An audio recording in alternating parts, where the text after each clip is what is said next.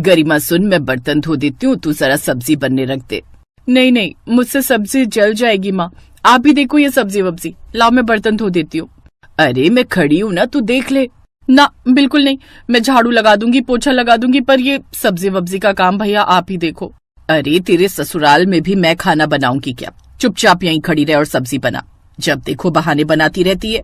गीता की बात सुनकर उसकी बेटी गरिमा ने कढ़ाई में तेल डाला, मसाले डाले और फिर आलू और मटर भी डाल दिए और फिर बारी आई पानी डालने की। गरिमा ने धीरे धीरे और हिसाब से पानी डाला और सब्जी को एकटक देखने लगी। तभी अच्छा सुन, मैं जरा छत पर कपड़े सुखाने के लिए डालकर आती हूँ, सब्जी देखती रहना, ठीक है?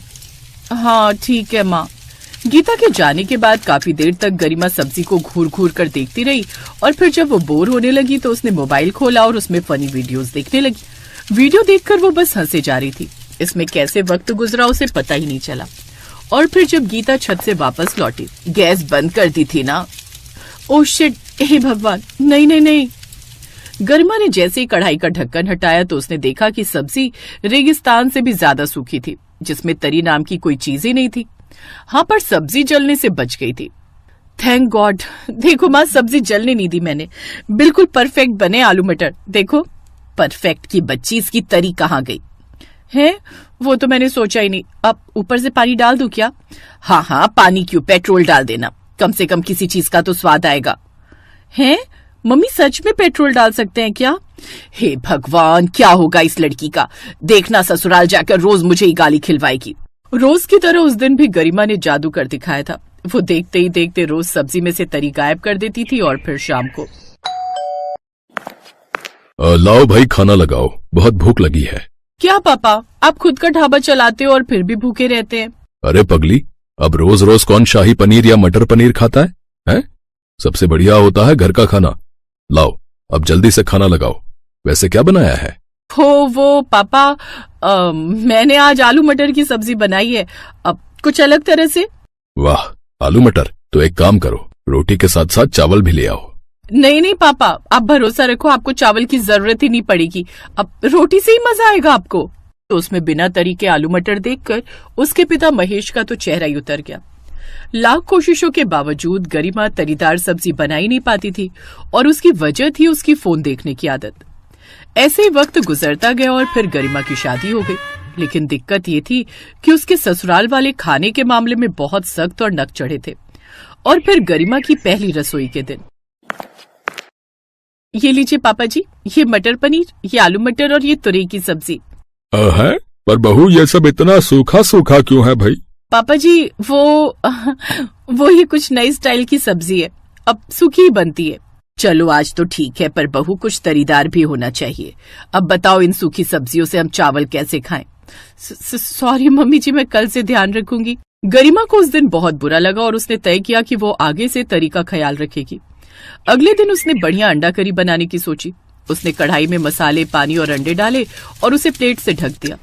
लेकिन कब उसके हाथ मोबाइल तक पहुंच गए उसे खुद मालूम नहीं चला। फिर जो होना था वो हो ही गया।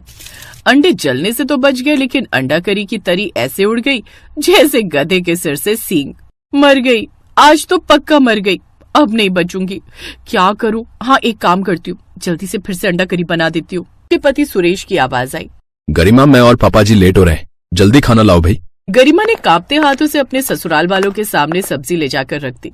न उसमें करी थी और न तरी। ये क्या बनाया है तुमने बहू? वो मम्मी जी, अंडा कर ड्राई अंडे। इन्हें बॉयल अंडे कहते हैं गरिमा, ये तो हम खा लेंगे, पर सब्जी तो लाओ। जी यही है जो है, वो तरी सूख गई। अरे सूख गई कि जल गई? देखो बेटा, मेरी बात ध्यान से सुनो। तुम्हारी ये नई नई डिशों को खाकर मुझे जो है कब्ज हो गया है। अरे पूरा पेट छिला जा रहा है मेरा। तुम कुछ तरीदार बनाओगी तो बड़ी मेहरबानी होगी, वरना एक दिन हम ऐसे ही सूखे सूखे मर जाएंगे, समझ रही हो ना? अब की बार ओम प्रकाश और सरला की आवाज में गुस्सा था। अगले दिन गरिमा ने कसम खा ली कि वो तरीदार आलू टमाटर की सब्जी बनाकर रहेगी। उसने सारे मसाले डाले और पानी डाला। फिर मोबाइल पर कई तरह के वीडियोस आ गए जिसमें एक से बढ़कर एक शेफ नुस्खे बताने लगे कि कैसे तरी एकदम परफेक्ट बनाई जाए। ये देखकर गरिमा बहुत खुश हुई और फिर वो एक एक करके सारे वीडियोस देखने लगी। और फिर अब देखती हूँ कि कैसे मेरी तरी जलती है। ये कहकर गरिमा ने मोबाइल साइड में रखा और फिर जैसे ही गरिमा ने कढ़ाई का ढक्कन खोला तो देखा कि टमाटर काले पड़ गए थे, आलू भी पथरीले से हो गए थे। कढ़ाई अमावस की रात की तरह काली हो चुकी थी और तरी वो तो स्वर्ग से धार ही चुकी थी। और फिर रही सही कसर पूरी तब हुई जब गरिमा, पापा और मैं लेट हो रहे हैं, जल्दी लाओ ना खाना, और सुनो प्लीज कुछ तरीदार लाना यार। ये सुनकर अब की बार गरिमा का खून भी सूख गया। वो थकी हारी मरी सी अपनी कढ़ाई लेकर आई और उसने वो शानदार और यादगार करामाती सब्जी अपने ससुराल वालों के सामने रख दी। अब वो ऐसे ही खड़ी थी जैसे कोई सिर कलम की सजा पाने को हाथ बांधे खड़ा रहता है। उस दिन गरिमा को जमकर गरियाया गया। फिर रोते हुए उसने अपना बैग पैक किया और अपने मायके चली आई। अरे क्या हुआ, तू ऐसे सूखे पत्ते की तरह परेशान क्यों खड़ी है? बस माँ, ये सूखापन ही मेरी जिंदगी ले डूबा। गरिमा ने सारी बात अपनी माँ को बताई। ये सुनते ही गीता ने उसके हाथ से फोन छीना और उसे पानी से भरी बाल्टी में डाल दिया। माँ, ये क्या किया आपने? बिल्कुल ठीक किया तुमने गीता। अब देखना, तेरी हर सब्जी तरीदार बनेगी। अब उठा अपना बैग और चल, तुझे तेरे ससुराल छोड़कर आते हैं। ससुराल पहुंचकर गरिमा की माँ गीता सबके सामने हाथ जोड़कर खड़ी हो गई। बहन जी, इसे माफ कर दो, आगे से ये ऐसी गलती कभी नहीं करेगी। अरे पर बहन जी, इससे तरीदार सब्जी बनी नहीं सकती कभी। बनेगी बनेगी, देखना आज से ही बनेगी। इसकी माँ ने सब सिखा दिया है, विश्वास कीजिए। अगर ऐसी बात है तो आप लोग भी आइए और शाम का खाना हमारे साथ ही खा के जाइएगा, है? इसके बाद सभी लोग खाने की मेज पर बैठकर बातें करने लगे और गरिमा बिना मोबाइल के पहली बार वो रसोई में काम कर रही थी। उसे ऐसा लग रहा था जैसे बिना आत्मा का शरीर बस कहीं चले जा रहा है।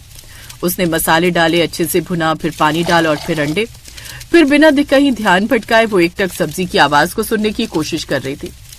तभी उसे अंदर से आवाज आई, थोड़ा तरी का ध्यान रखना गरिमा, आप चिंता मत कीजिए, सब ठीक होगा। हाँ, इस बार सब ठीक होगा। अपनी माँ और सास की बातें सुनकर गरिमा ने कढ़ाई की ओर देखा और फिर थोड़ी देर बाद उसने एक लंबी सांस ली और कढ़ाई का ढक्कन खोल दिया। उसकी आंखों के सामने लजीज तरीदार अंडा करी बनकर तैयार थी। फिर खाने की मेज पर जैसे ही उसने उस सब्जी को देखा तो हर कोई हैरान रह गया। वाह गरिमा, न ज्यादा न कम, न फीकी न तीखी, क्या तरी है। आप चिंता मत कीजिए बहन जी, अब से ये रोज ऐसी बढ़िया तरीदार सब्जी बनाएगी। पर ऐसा भी क्या कर दिया आपने बहन जी, जो हमारी बहू एक ही दिन में सीख गई? कुछ नहीं, बस ऐसे ही थोड़ा सा सिखा दिया जो पहले कभी नहीं सिखा पाई थी। उस दिन सभी ने गरिमा की दिल खोलकर तारीफ की। खासकर उसका पति सुरेश तो बहुत ही खुश था और अपनी यही खुशी जताते हुए उसने गरिमा से कहा, इतनी स्वादिष्ट अंडा करी मैंने आज तक नहीं खाई। सच में कमाल कर दिया गरिमा तुमने। जी कर रहा है तुम्हें कुछ इनाम दूं। हाँ, मैं कल ही तुम्हें नया मोबाइल दिलाता हूँ। नहीं। नहीं। माधेपुर गांव में मनोज अपनी पत्नी और 2 बेटियों के साथ रहता था। उसकी पहली पत्नी का देहांत उसकी बेटी के जन्म के कुछ दिन बाद ही हो गया था, जिसके बाद अपनी बेटी प्राची की परवरिश की खातिर उसने दूसरी शादी कर दी। कुछ समय बाद उसकी दूसरी पत्नी शोभा ने भी एक बेटी को जन्म दिया। प्राची अपनी सौतेली माँ को बड़ा प्यार करती थी, क्योंकि उसने अपनी माँ को तो बचपन में ही खो दिया था। प्राची की सौतेली माँ शोभा भी उसे खूब प्यार करती थी, लेकिन सौतेली माँ बेटी के आपसी प्यार से शोभा की सगी बेटी नीतू अपनी सौतेली बहन से खूब चिढ़ती थी, क्योंकि वो चाहती थी कि सारा का सारा लाड प्यार सिर्फ उसे ही मिले। जब वो दोनों बड़ी हुई तो उनके माता पिता ने उन दोनों की शादी एक ही घर में करने का फैसला किया। मैं अपनी दोनों बेटियों की शादी एक ही घर में करना चाहता हूँ, ताकि दोनों बहनें हमेशा एक साथ एक ही घर में रह सकें। ऐसा रिश्ता मिल गया है जी। कल ही मेरी पड़ोस वाली सरला काकी से बात हुई थी। उसने ही मुझे बताया था कि 2 भाई हैं, दोनों भाई अपनी अपनी खेती करते हैं। उनके बीच पहले से ही सब कुछ बटा हुआ है, इसलिए कल को दोनों भाइयों के बीच झगड़ा भी नहीं होगा। तो हम 2 दिन बाद लड़के वालों से मिलकर बात आगे बढ़ाते हैं। फिर 2 दिन बाद सारी बात आगे बढ़ती है। कुछ दिन बाद दोनों बहनें शादी कर अपने ससुराल आ जाती हैं। उन दोनों का घर आमने सामने ही था। उन दोनों की शादी के बाद सब कुछ अच्छे से चल रहा था। वो भाई खूब मन लगाकर अपने खेतों में काम करते, लेकिन जब फसल बनकर तैयार हुई तो एक रोज तेज बारिश के चलते उनकी सारी फसल खराब हो गई। हमारा तो सब कुछ बर्बाद हो गया। आप चिंता मत कीजिए जी, कुछ न कुछ ठीक हो जाएगा। उधर नीतू भी इस बात से खूब परेशान थी। अब हम क्या करेंगे? तुम्हें बिल्कुल भी अकल नहीं है। सारी फसल खराब हो गई ना। अब इसमें मैं क्या करूं? मुझे क्या पता था कि सारी फसल खराब हो जाएगी। ऐसे ही समय बीता। फिर एक रोज। दिन पर दिन सारी जमा पूंजी खत्म होती जा रही है। अब हम क्या करेंगे प्राची? आप चिंता मत कीजिए जी, मैं बहुत ही अच्छी रुमाली रोटी और कथई कबाब बना लेती हूँ। शादी से पहले मैं अक्सर बनाती थी। मेरे हाथ की कथई कबाब और रुमाली रोटी सबको बड़ी पसंद आती थी। मैं सोच रही थी कि अपने गांव में ऐसा एक भी ठेला नहीं है, तो क्यों ना मैं कथई कबाब और रुमाली रोटी बनाकर बेचूं। नीतू को भी इस वक्त घर चलाने में मुश्किल हो रही होगी, तो क्यों ना हम दोनों मिलकर ये काम शुरू कर लेंगे। मैं आज ही इस बारे में जाकर उससे बात करूंगी। शाम को प्राची अपनी बहन नीतू के घर जाती है और उसे सारी बात बताती है, लेकिन नीतू तो शुरू से ही उसे पसंद नहीं करती थी। ये प्राची की बच्ची ना बड़ी चालाक है। मैं जानती हूँ ये सब क्यों कर रही थी, ताकि इस काम के लिए मैं भी पैसे लगाऊं, साथ ही बड़ी होने के नाते सारा काम मुझ पर ही डाल देगी। क्या हुआ, किस सोच में पड़ गई? बताना तूने क्या सोचा। तू चिंता मत कर, मैं सब संभालूंगी। अब बता क्या करना है। नीतू ने बड़ी ही चालाकी से बात घुमाते हुए कहा, लेकिन दीदी मैं तो पहले ही खुद का रुमाली रोटी और कोरमा का ठेला खोलने के बारे में सोच चुकी हूँ, और वैसे भी हम दोनों एक ही ठेले पर काम करेंगे तो हमारी इतनी अच्छी कमाई भी नहीं होगी। हम दोनों को अलग अलग ठेले पर काम करना होगा ताकि हमारी कमाई भी दुगनी हो। हाँ, बात तो तुम्हारी ठीक है। अच्छा ठीक है, फिर मैं कथई कबाब और रुमाली रोटी का ठेला लगा लूंगी और तुम अपना रुमाली रोटी और कोरमा का ठेला लगा लेना। और मैं जानती हूँ मेरी बहन बहुत अच्छा खाना बनाती है, इससे तुम्हारा ठेला भी खूब चलेगा। अच्छा मैं चलती हूँ। आई बड़ी मेरी बराबरी करने वाली। कुछ दिन बाद दोनों बहनें अपनी अपनी बचत से काम शुरू कर देती हैं और बीच बाजार में ठेला लगा लेती हैं। प्राची मैदे में नमक डालकर उसकी रुमाली रोटी और साथ ही कबाब का चूरा बनाकर उसमें मसाले डालकर बनाकर तैयार कर लेती है। उसके कथई कबाब साथ में हरे धनिये पुदीने की चटनी और सलाद की खुशबू पूरे बाजार में फैल जाती है। ग्राहक उसके ठेले की तरफ खींचे चले आते हैं। अरे वाह, इस ठेले से बहुत अच्छी खुशबू आ रही है। वाह वाह वाह, कबाब। सिर्फ कबाब नहीं भाई साहब, बल्कि कथई कबाब की खुशबू है ये। अच्छा, ये तो पहली बार नाम सुना है। मेरे लिए बना दो जल्दी से। प्राची जल्दी से कथई कबाब और रुमाली रोटी बनाकर देती है, जिसे खाते ही ग्राहक अपनी उंगलियां चाटता रह जाता है। वाह बहन जी, क्या कमाल का स्वाद है आपके इस कथई कबाब में। भाई मजा आ गया। कितने रुपए हुए? जी 60 रुपए। अच्छी बात है, ये लीजिए। कुछ भी कहो, आपके हाथों में तो कमाल का स्वाद है। शुक्रिया भाई साहब। वैसे सामने वाले ठेले पर मेरी बहन रुमाली रोटी और कोरमा बनाकर बेच रही है, आप उसके हाथ का बना खाना भी चखिए, आपको जरूर पसंद आएगा।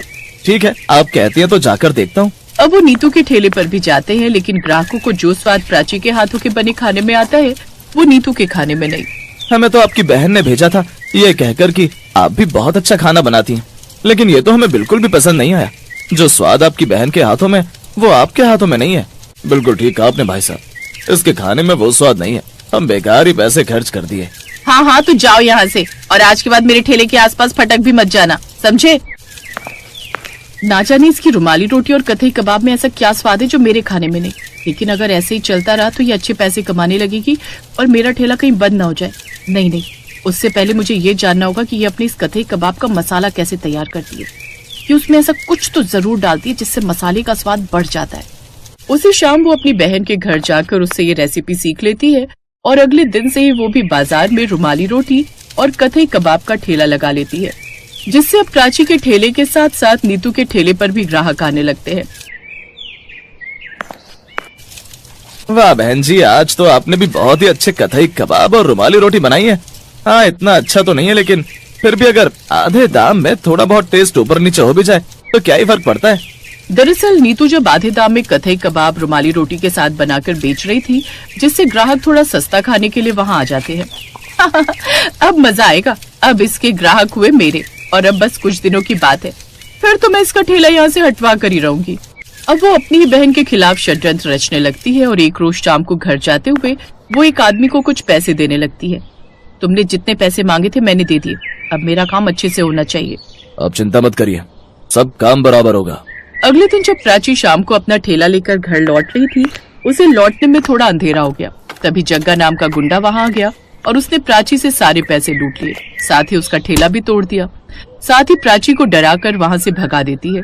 जब ये बात नीतू को पता चलती है तो वो बहुत खुश होती है। अब आएगा मजा उसका ठेला तोड़वाकर। अब तो बस मैं ही पूरे बाजार में छाई रहूंगी। अब हर कोई मेरे ही ठेले पर आएगा और मैं खूब पैसे कमाऊंगी। लेकिन उसकी ये बात उसका पति सुन लेता है और उसे अपनी पत्नी पर बड़ा ही गुस्सा आता है। वो उस पर चिल्लाते हुए कहता है, तुम्हें बिल्कुल भी शर्म नहीं आई अपनी बहन के साथ ऐसा करते हुए, जिसने तेरी इतनी मदद की, तूने उसी के साथ कितना गलत किया। जानती हो मेरे पास ठेला खोलने तक के पैसे नहीं थे, लेकिन फिर भी तुम्हारी बहन ने अपनी बचत से मुझे पैसे दिए ताकि तुम ठेला खोल सको। लेकिन मैं नहीं जानता था कि तुम्हारे मन में उनके लिए इतना जहर घुला है कि तुमने अपनी ही बहन का ठेला उजाड़ दिया। ये सब सुनकर नीतू की आंखों में आंसू आ जाते हैं और वो अपनी बहन के घर जाकर उससे माफी मांगती है। साथ ही उसका ठेला भी ठीक करवा देती है। प्राची भी उसे माफ कर देती है और उस दिन के बाद दोनों बहनें साथ में मिलकर रुमाली रोटी और कथई रोल का ठेला लगाती हैं और खूब पैसे कमाती हैं।